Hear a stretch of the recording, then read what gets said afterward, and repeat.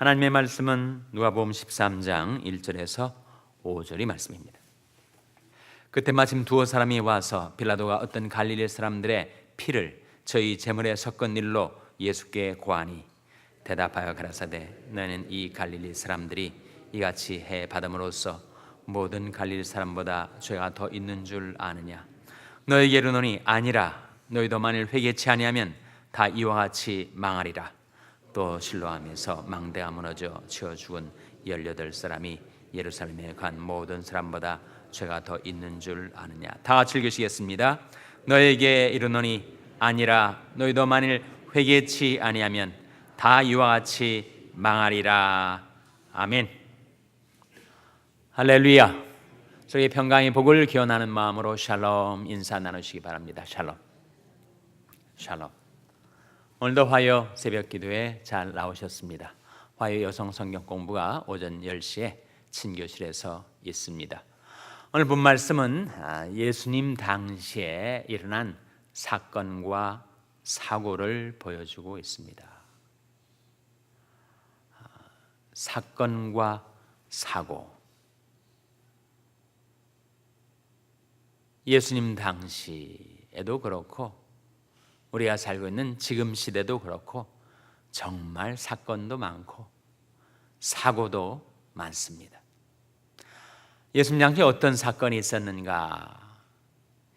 이 주다스 오브 갈릴리라고 하는 갈릴리 유다라는 사람이 있었습니다. 예수님이 12제자 중에 유다도 있지만 동명이인이에요. 사도행전 5장에 나오는 이 갈릴리 유다가 사람들을 이끌고 밀란을 일으켰습니다. 봉기를 한 거죠. 민중 봉기. 그때 이 갈릴리 사람들이 많이 유다를 따랐습니다. 그래서 이 이스라엘의 당시 로마 총독이었던 이 무지막지한 빌라도가 갈릴리 유다의 추종자들을 습격을 해서 그들을 살해하고 그들의 피를 제물에 섞은 사건이 벌어진 것입니다. 1절 말씀해 보시면 한번 같이 읽겠습니다. 누가복음 13장 1절 말씀 시작. 그때 마침 두어 사람이 와서 빌라도가 어떤 갈릴리 사람들의 피를 저희 제물에 섞은 일로 예수께 고하니. 당시에 치안을 맡고 있었던 빌라도 총독이 갈릴리 사람들을 군대를 풀어 습격을 하고 살해를 하고 그들의 피를 제물에 섞은 일을 두 사람이 와가지고 예수님한테 고했더니 예수님이 뭐라고 말씀하셨는가? 대답하여 가라사대 너는 이 갈릴리 사람들이 이같이 해 받음으로써 모든 갈릴리 사람보다 죄가 더 있는 줄 아느냐? 그들이 다른 갈릴리 사람보다 죄가 더 많아서 그렇게 불행한 사건을 당한 줄로 아느냐고 말씀하시면서 3절에 이렇게 말씀하셨어요. 3절 말씀 같이 읽겠습니다. 시작. 너에게 이르노니 아니라. 너희도 만일 회개치 아니하면 다 이와 같이 망하리라. 너희도 만일 회개치 아니하면 다 이와 같이 망하리라. 이 말씀을 하시고 예수님께서 친히 실로암 사고를 언급을 하신 것입니다. 4절에 또 실로암에서 망대가 무너져 치어 죽은 18사람이 예루살렘에 거한 모든 사람보다 죄가 더 있는 줄 아느냐. 실로암이란 지명을 우리가 알죠. 날 때부터 소경되었던 사람이 어디 가서 눈을 씻어서 눈을 뜨게 되었습니까? 실로암 못이었죠. 실로암 못. 그러니까 예루살렘에 실로암이라는 지역이 있고 거기에 망대가 여럿이 있었는데 한 망대가 갑자기 붕괴가 된 것입니다. 무너져 내린 거예요. 그래서 18명이 죽는 사고가 벌어진 것입니다. 그래서 그 사고를 언급하시면서 이 사고로 죽은 18명의 사람들이 예루살렘에 살고 있는 다른 거민들보다 죄가 더 많아서 죽은 줄로 아느냐? 아니라고 말씀하시면서 5절에 이렇게 말씀하십니다. 5절 말씀 같이 읽겠습니다. 시작. 너희에게 이르노니 아니라 너희도 만일 회개치 아니하면 다 이와 같이 망하리라고 말씀하시면서 불행한 사건과 사고 속에서 죽어가게 된 사람들이 살아남은 사람보다 죄가 더 많아서 죽은 줄로 아느냐? 그렇지 않다. 너희도 만일 회개치 아니하면 다 이와 같이 망하리라 고 말씀하고 계신 것입니다. 정말 우리 주위에도 그런 사건과 사고가 많지 않습니까? 한국에는 정말 대형 사고들이 일어났었죠. 칼기 폭파 사건도 일어나고 삼풍 백화점 붕괴 사건도 일어나고, 그때는 18명만 죽은 것이 아니라 정말 수백 명이 죽었습니다. 또 성수대교가 무너지는 사건도 있고, 멀리 가까이 얼마나 많은 사건과 사고들이 미국에서도 벌어지고 한국에서도 벌어지고.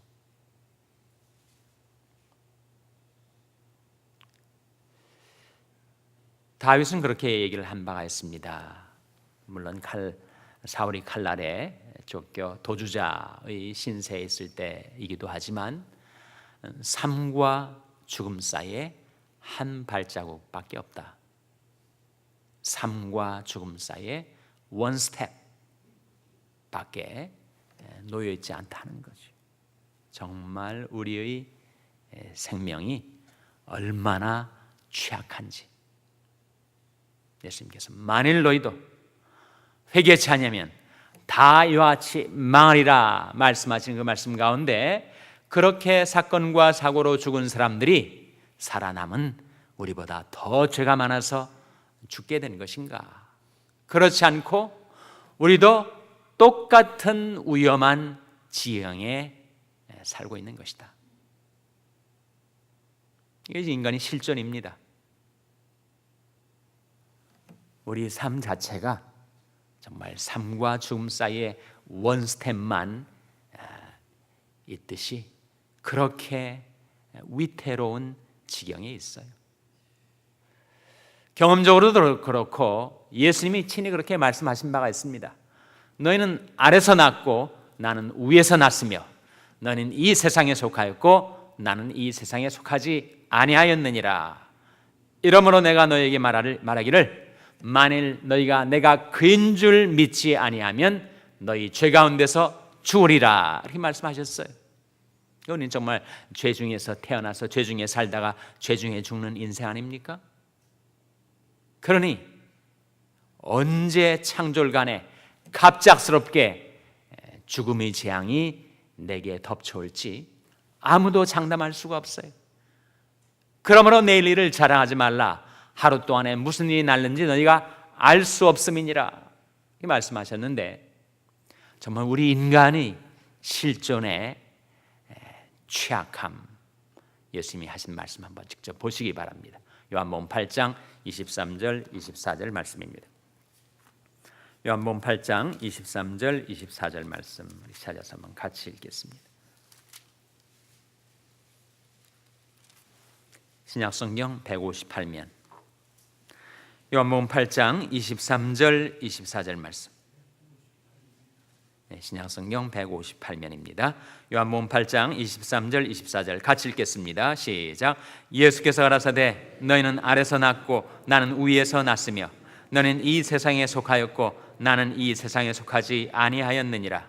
이러므로 내가 너희에게 말하기를 너희가 너희 죄 가운데서 죽으리라 하였노라. 너희가 만일 내가 그인 줄 믿지 아니하면 너희 죄 가운데서 죽으리라. 우리 인생은 죄 가운데서 지금 있는 것입니다. 그래서 24절에 이러므로 내가 너에게 말하기를 너희가 너희 죄 가운데서 죽으리라. 죄 중에서 태어나 죄 가운데 살다가 죄 가운데서 죽게 되는 우리 인생인데, 예수님 24절 말씀을 다시 보시면, 이러므로 내가 너에게 말하기를 너희가 너희 죄 가운데서 죽으리라 하였노라. 너희가 만일 내가 그인 줄 믿지 아니하면 너희 죄 가운데서 죽으리라. 만일 우리가 예수께서 그리스도이신 줄을 믿게 되면 우리는 죄 가운데서 죽지 않을 수가 있다라는 말씀 아닙니까? 그러니까 인간의 실존, 인간의 존재 자체가 죄 가운데 처하고 사망이 언제 그에게 닥쳐올지 알 수 없는데, 죄 가운데 사는 우리가 예수가 그리스도인 줄을, 예수가 구세주인 줄을 믿으면 우리가 거기서 구원을 받게 된다 하는 말씀이죠. 예수 그리스도를 믿는 자에게는 영생이 주어집니다. 예수 그리스도를 순종치 않고 살면 어떻게 되는가? 하나님의 진노가 그 위에 머물러 있습니다. 우리가 예수 믿고 구원받지 못하면 우리 삶 자체가 하나님의 진노 가운데 놓여져 있는 거예요. 그러니 죽음이 언제 닥쳐올지, 사망이 언제 그에게 덮쳐올지 아무도 모르는 거죠. 그 말씀을 직접 한번 찾아보시기 바랍니다. 요한복음 3장 36절 같은 요한복음입니다. 요한복음 3장 36절.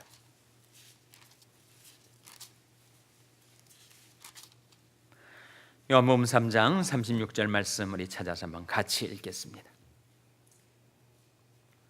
요한복음 3장 36절 말씀 같이 읽겠습니다. 시작.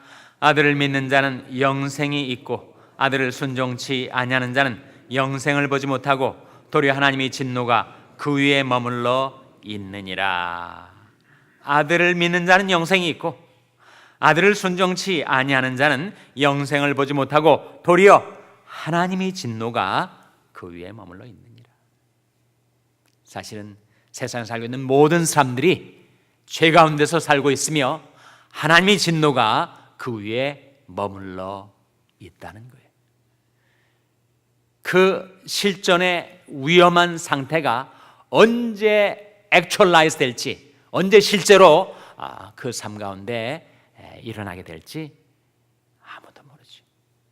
그래서 예수님 말씀이 그렇게 무자비했던 빌라도의 칼날에 죽임을 당한 사람 그 사건에나, 또는 실로암 망대가 무너져서 쳐 죽은 죽임을 당한 18명의 사람이 다른 사람들보다 더 죄가 많아서 죽은 것인가? 그렇지 않고 인간의 실존 자체가 죄 가운데 살며 죽을 수밖에 없어서 언제 그 죽음이 닥쳐올지 알 수 없는 것이 인생이다.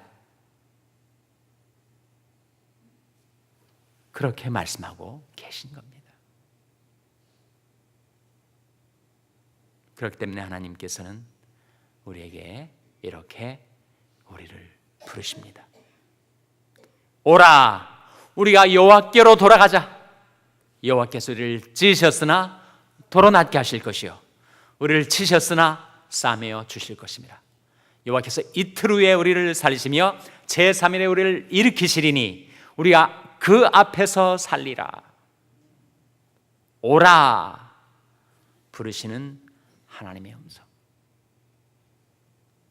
회개를 말하지. 회개란 돌이킴을 말합니다.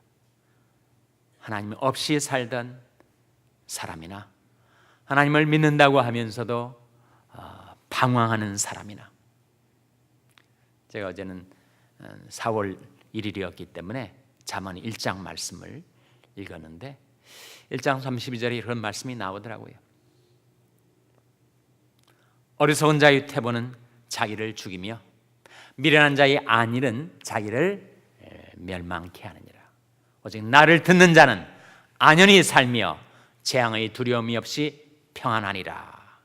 그 말씀 가운데 특별히 저희 마음에 와닿은 말씀이 waywardness kills the simple, 그런 말씀입니다. 우리말 번역은 어리석은 자의 퇴보는 자기를 죽인다. waywardness kills the simple. waywardness가 뭐예요? 방황하는 거죠. 방심하고 방황하고 방종하며 사는 것, 그것이 바로 어리석은 자를 죽인다, 그런 말씀입니다. 우리가 세상에서 방황할 때, 죄가 나를 죄악의 구렁텅이로 잡아 끌 때, 그 배후에 간악한 마귀가 나를 유혹하고 시험할 때, 내가 거기에 흔들리고 거기에 사로잡혀 끌려다니게 되면 어떻게 되는가? Waywardness kills the simple. 방황이 어리석은 자를 죽입니다. 그러나 오직 나를 듣는 자는 안연히 살며 재앙의 두려움이 없이 평안하리라. 우리가 예수가 우리를 부르는 소리, 예수가 우리를 부르는 음성, 찬송을 불렀습니다만, 주님께서 우리에게 들려주시는 주님의 목소리, 주님의 음성이 무엇일까요?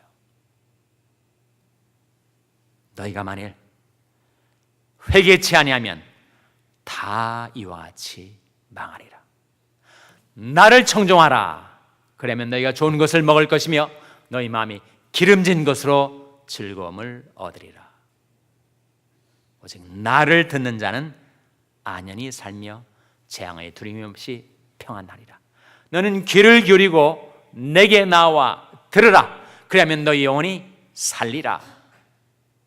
하나님이 우리를 부르시는 하나님의 음성, 하나님의 말씀을 듣고 죄와 짝하여 더불어 살며 세상 속에 방황하던 우리가 하나님께로 회개하고 돌이켜 생명과 풍성한 삶을 얻게 되시기를 주님의 이름으로 축원합니다. 기도하시겠습니다. 오늘 말씀 기억하며 하나님, 저희들이 죄악 가운데서 하나님께로 돌이켜 회개하게 하시고 방황하는 가운데서 주님의 음성 따라 살게 하여 주시옵소서. 기도하시기 바랍니다. 우리 자녀들을 위해서 기도할 때도 하나님, 저희 자녀이 하나님께로 돌아와 하나님 주시는 생명과 풍성한 삶을 누리게 하여 주시옵소서. 기도하시기 바랍니다. 병상에 약한 지체들을 위해서 기도하실 때 주님께서 저들의 전우를 들으시며 안수하여 주시옵소서.